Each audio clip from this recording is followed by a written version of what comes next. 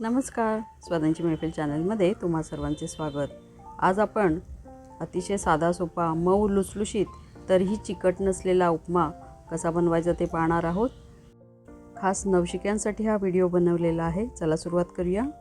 उपम्यासाठी मी इथे 1 वाटी म्हणजे 125 ग्रॅम बारीक रवा घेतलेला आहे। साधारणपणे 3 माणसांना 1 वाटी रव्याचा उपमा पुरेसा होतो।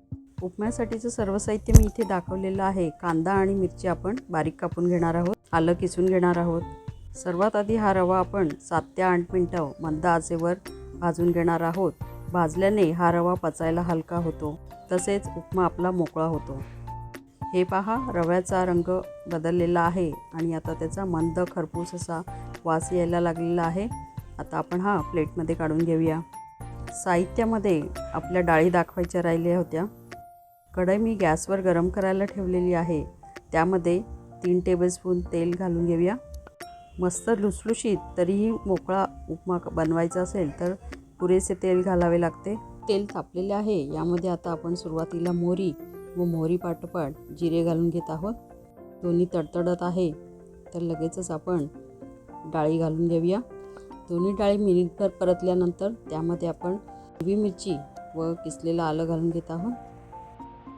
मिरची मिनिटभर परतल्यानंतर त्यामध्ये कढीपत्ता व कांदा घालून कांदा चांगला परतून घेऊया। 2-3 मिनिटांनंतर यामध्ये आपण वाटाणा तसेच काजू घालून घेऊया। उपम्यामध्ये घालण्यासाठी 1 वाटी रव्याला 3.5 वाटी पाणी आपण घेतलेलं आहे, म्हणजे उपमा मस्त मऊ लुसलुशीत होतो। कांदा आता व्यवस्थित परतून झालेला आहे। यामध्ये पाणी तसेच चवीपुरते मीठ घालून या पाण्याला चांगली खळखळून उकळी येऊ देऊया। पाणी चांगले उकळलेले आहे। यामध्ये आता रवा घालून तो गुठळ्या फॉर्म होणार नाही याची काळजी घेत मस्त एकजीव करून घ्यायला हवे।